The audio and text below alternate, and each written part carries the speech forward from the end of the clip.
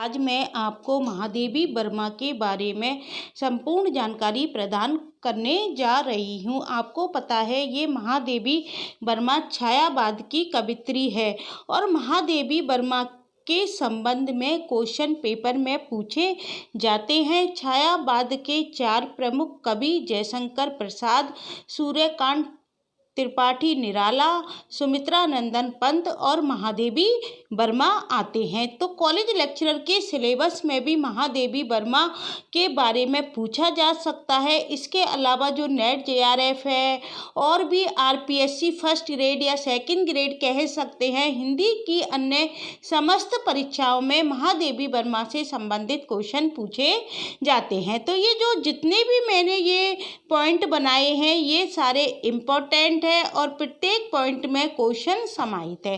तो पहला जो मेरा क्वेश्चन है वो क्या है, महादेवी वर्मा का जन्म कब माना जाता है। तो क्वेश्चन पेपर में पूछा जा सकता है कि महादेवी वर्मा का जन्म कब हुआ था। तो कब हुआ था महादेवी वर्मा का जन्म? 26 मार्च 1907 को हुआ था। तो हमको याद रखना है महादेवी वर्मा का जन्म 26 मार्च 1907 को हुआ था। दूसरा क्वेश्चन बनता है कि महादेवी वर्मा किस राज्य से संबंधित है?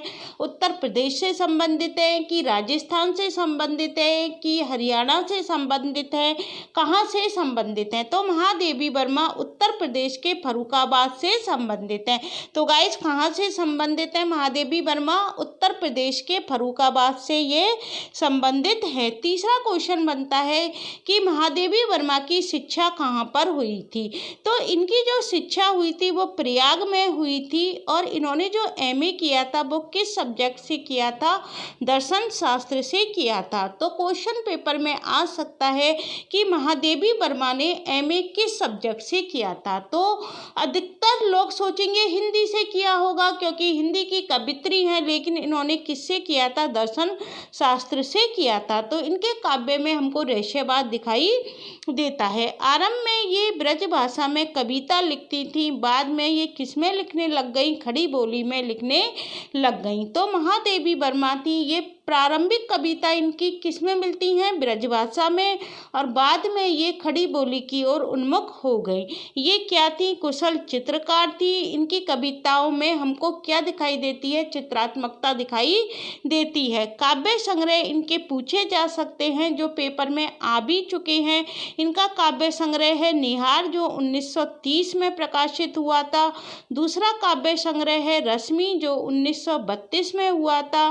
तीसरा काव्य संग्रह है नीरजा जो 1935 में हुआ था और चौथा काव्य संग्रह है सांदे गीत जो 1936 में प्रकाशित हुआ था। ये इनके चारों काव्य संग्रह हैं वो किसमें संग्रहित हैं? यामा में संग्रहित हैं जो 1940 में प्रकाशित हुई थी। तो ये जो महादेवी वर्मा है ये किस युग की कवयित्री है? छायावाद की है कि प्रगतिवाद की है कि प्रयोगवाद की है कि द्विवेदी युग की है? तो महादेवी वर्मा किस युग की है? छायावाद की कवयित्री है। तो इनका जो क्रम लगाने को पेपर में आता है काव्य संग्रह का, तो हम इसको एक ट्रिक के द्वारा याद कर लेंगे। हमारी ट्रिक क्या है? निहार कर रश्मि को नीरजा ने क्या गाए? सांदे गीत गाए। निहार कर रश्मि को, निहार कौन रहा है? रश्मि को नीरजा निहार रही है। तो निहार कर रश्मि को नीरजा ने क्या गाए? सांदे गीत गाए। इस तरह से हम इसको याद कर सकते हैं और ये क्रम से लगाने के लिए आती है। तो हमारा क्रम क्या बन जाएगा? निहार, रश्मि, नीरजा और सांदे गीत। और हम याद कर सकते हैं कि सांदे गीत इनकी बाद की है और यामा में ये चारों काव्य संग्रह इनके संकलित हैं। फिर निराला इन्हें क्या कहते हैं? हिंदी की विशाल मंदिर की सरस्वती कहते हैं। निराला महादेवी वर्मा को क्या कहते हैं? हिंदी के विशाल मंदिर की सरस्वती कहते हैं। ये सारे क्वेश्चन है ऑब्जेक्टिव टाइप के, पूछा जा सकता है कि इन्हें हिंदी की विशाल मंदिर की सरस्वती किसने कहा था? निराला ने कहा था, पंत ने कहा था कि रामचंद्र शुक्ल ने कहा था कि बच्चन ने कहा था? तो इन्हें हिंदी के विशाल मंदिर की सरस्वती निराला ने कहा था। ज्ञानपीठ पुरस्कार इनको किसके लिए मिला था? यामा के लिए मिला था। इनको जो ज्ञानपीठ पुरस्कार मिला था गाइस, वो किसके लिए मिला था? यामा के लिए इनको ज्ञानपीठ पुरस्कार मिला था। और नीरजा काव्य के लिए इनको क्या मिला? शेक्सपियर पुरस्कार मिला। तो पेपर में पूछा जा सकता है कि ज्ञानपीठ पुरस्कार इनको किसके लिए मिला था? तो यामा के लिए मिला था। और यामा में कौन कौन से इनके काव्य संग्रह समाहित हैं? निहार, रश्मि, नीरजा और सांध्य गीत। इनको सन भी याद रखने हैं। निहार 1930 ईस्वी में है, रश्मि 1932 में है, नीरजा 1935 में है, सांध्य गीत 1936 में है और यामा कब है? 1940 में है। ज्ञानपीठ पुरस्कार किसके लिए मिला? यामा के लिए मिला। और शेक्सपियर पुरस्कार किसके लिए मिला? नीरजा काव्य के लिए इनको शेक्सपियर पुरस्कार मिला। इनकी जो दिया नामक कविता है वो किस में है? खड़ी बोली में है। हमसे पूछा जा सकता है कि दिया नामक कविता इनकी खड़ी बोली में है, ब्रजभाषा में है, संस्कृतनिष्ठ अवधि में है। इस तरह से क्वेश्चन हमसे पूछा जा सकता है। तो दिया नामक कविता किस में है? खड़ी बोली में है। फिर देखो, महादेवी वर्मा ने निबंध भी लिखे थे। तो जो महादेवी वर्मा है, इनके संकल्पिता जो निबंध है, इसमें देखो क्या बताया गया है। संकल्पिता निबंध में भारतीय भाषा, संस्कृति और वाङ्मय की विस्तृत चर्चा की गई है। किसमें की गई है विस्तृत चर्चा? महादेवी वर्मा के संकल्पिता निबंध में। तो क्वेश्चन बन सकता है कि महादेवी वर्मा का कौन सा निबंध है जिसमें भारतीय भाषा, संस्कृति और वाङ्मय की विस्तृत चर्चा की गई है? तो वो कौन सा निबंध है? संकल्पिता निबंध है। अगला क्वेश्चन क्या पूछा जा सकता है? मैं नीर भरी दुख की बदली परिचय इतना इतिहास यही, ये किसमें से ली गई पंक्ति है? तो ये जो काव्य पंक्ति ली गई है ये सांध्य गीत से ली हुई है। तो इनका जो मरणोपरांत प्रकाशित काव्य है वो कौन सा है? अग्नि रेखा है।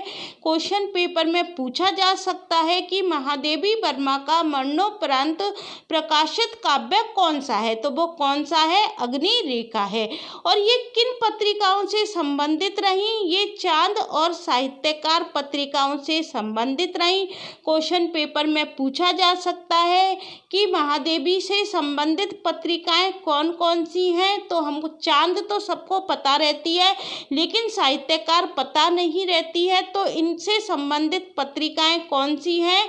चांद और साहित्यकार है। और मरने के बाद इनका जो प्रकाशित काव्य था वो कौन सा था? अग्नि रेखा था। यामा के लिए इनको देखो ज्ञानपीठ तो मिला ही, इसके अलावा इनको मंगला प्रसाद सम्मान भी किसके लिए मिला था? यामा के लिए मिला था। और मृत्यु के पश्चात इनको जो पुरस्कार मिला वो कौन सा मिला था? पद्म विभूषण। महादेवी वर्मा को मृत्यु के उपरांत कौन सा पुरस्कार मिला? पद्म विभूषण पुरस्कार मिला। और ये महादेवी वर्मा प्रधानाचार्य कहाँ की थी? प्रयाग महिला विद्यापीठ की थी। यहीं पर इन्होंने अपनी शिक्षा पूरी की थी। तो क्वेश्चन पेपर में पूछा जा सकता है कि महादेवी वर्मा किस महिला विद्यापीठ की प्रधानाचार्य रही? तो किसकी रही? प्रयाग महिला विद्यापीठ की। महादेवी वर्मा को देखो और क्या कहा जाता है? इन्हें आधुनिक युग की मीरा कहा जाता है। क्या कहा जाता है? आधुनिक युग की मीरा कहा जाता है। ज्ञानपीठ पुरस्कार इनको कब मिला? 1982 ईस्वी को सन पूछा जा सकता है। ज्ञानपीठ पुरस्कार यामा के लिए मिला था और कब मिला था? 1982 ईस्वी में। पद्म भूषण पुरस्कार इनको कब मिला था? 1956 ईस्वी में। और पद्म विभूषण तो सबको याद हो जाएगा क्योंकि ये इनको मरने के उपरांत मिला था। और इनकी मृत्यु कब हुई थी? 1987 में इनकी मृत्यु हुई थी। तो उसके एक साल बाद इनको क्या मिला था? पद्म विभूषण मृत्यु के उपरांत दिया गया था। वो कब मिला था? 1988 ईस्वी में मिला था। महादेवी वर्मा ने किसकी स्थापना की थी? साहित्यकार संसद की स्थापना की थी। पूछा जा सकता है महादेवी वर्मा ने किसकी स्थापना की थी? साहित्यकार संसद की स्थापना की थी। और दीपशिखा का प्रकाशन कब हुआ था? 1942 ईस्वी में हुआ था। और सप्तपर्णा जो काव्य है इसका प्रकाशन कब हुआ था? 1960 ईस्वी में हुआ था। और महादेवी वर्मा के संस्करण पूछे जाते हैं, महादेवी वर्मा के संस्मरण पूछे जाते हैं, जो कि रेखा चित्र भी कहलाते हैं। इनको हम क्या कह सकते हैं? संस्मरणात्मक रेखा चित्र कहा जाता है। जो कौन कौन से हैं? अतीत के चलचित्र हैं, स्मृति की रेखाएं हैं और पथ के साथी हैं। निहार की भूमिका हमसे पूछी जा सकती है, वो किसने लिखी थी? तो गाइस जो निहार की भूमिका थी वो हरिओद ने लिखी थी। किसने लिखी थी? निहार की भूमिका हरिओद ने लिखी थी। महादेवी जी रहस्यवाद के भीतर रही हैं, यह कथन किसका है? यह रामचंद्र शुक्ल का है। हमसे महादेवी वर्मा से संबंधित कथन पूछे जा सकते हैं। यह किसने कहा था कि महादेवी जी रहस्यवाद के भीतर रही हैं? यह रामचंद्र शुक्ल ने कहा था। फिर देखो, यामा में अंधकार है तो दीपशिखा प्रकाश की लौ, इसको किसने कहा था? इसको बच्चन सिंह ने कहा था। बच्चन सिंह ने क्या कहा था गाइस? कि यामा अंधकार है तो दीपशिखा क्या है? प्रकाश की लौ है। ये किसने कहा था? ये बच्चन सिंह ने कहा था। तो जितने भी इम्पोर्टेंट क्वेश्चन महादेवी वर्मा के बारे में बन सकते हैं वो मैंने सारे आपके सामने प्रस्तुत किए हैं। हमको इनका जन्म याद रखना है। कब है? 26 मार्च 1907 को हुआ था। कहाँ की रहने वाली थी? उत्तर प्रदेश फर्रुखाबाद की रहने वाली थी। शिक्षा इन्होंने कहाँ से पाई थी? प्रयाग से पाई थी। एमए किस सब्जेक्ट में किया था? दर्शन शास्त्र में किया था। आरंभ में ये किस भाषा में लिखती थी? ब्रजभाषा में लिखती थी। बाद में ये किस में लिखने लग गई? खड़ी बोली में लिखने लग गई। ये कौन थी? कुशल चित्रकार थी। काव्य संग्रह इनके कौन कौन से हैं? निहार है, रश्मि है, नीरजा है, सांदे गीत है। और ये चारों किस में संकलित हैं? यामा में संकलित हैं। इसकी ट्रिक मैंने आपको क्या बताई थी? निहार कर रश्मि को नीरजा ने क्या गाए? सांदे गीत गाए। निराला इन्हें क्या कहते हैं? हिंदी के विशाल मंदिर की सरस्वती कहते हैं। ज्ञानपीठ पुरस्कार इनको किसके लिए मिला था? यामा के लिए मिला। नीरजा काव्य के लिए कौन सा पुरस्कार मिला? शेक्सपियर पुरस्कार मिला। इनकी दिया नामक कविता किसमें है? खड़ी बोली में है। महादेवी वर्मा के संकल्पिता निबंध में क्या बताया गया है? भारतीय भाषा, संस्कृति और वाङ्मय की विस्तृत चर्चा की गई है। मैं नीर भरी दुख की बदली परिचय इतना इतिहास यही, ये पंक्ति पूछी जाती है। ये किससे ली गई है? सांदे गीत से ली गई है। मरणोपरांत इनका प्रकाशित काव्य कौन सा है? अग्नि रेखा है। चांद और साहित्यकार पत्रिकाओं से ये क्या रही थी? संबंधित रही थी। यामा के लिए इनको ज्ञानपीठ तो मिला ही, इसके अलावा कौन सा सम्मान मिला था? मंगला प्रसाद सम्मान भी मिला था। मृत्युपरांत इनको कौन सा सम्मान मिला? पद्म विभूषण मिला। ये प्रधानाचार्य कहाँ की रही? प्रयाग महिला विद्यापीठ की रही। महादेवी वर्मा को क्या कहा जाता है? आधुनिक युग की मीरा कहा जाता है। ज्ञानपीठ पुरस्कार कब मिला? 1982 ईस्वी में। पद्म भूषण 1956 में। पद्म विभूषण इनको कब मिला था? 1988 ईस्वी में। इनकी मृत्यु कब हुई थी? 1987 में हुई थी। महादेवी वर्मा ने किसकी स्थापना की थी? साहित्यकार संसद की स्थापना की थी। और दीपशिखा का प्रकाशन कब हुआ था? 1942 ईस्वी में हुआ था।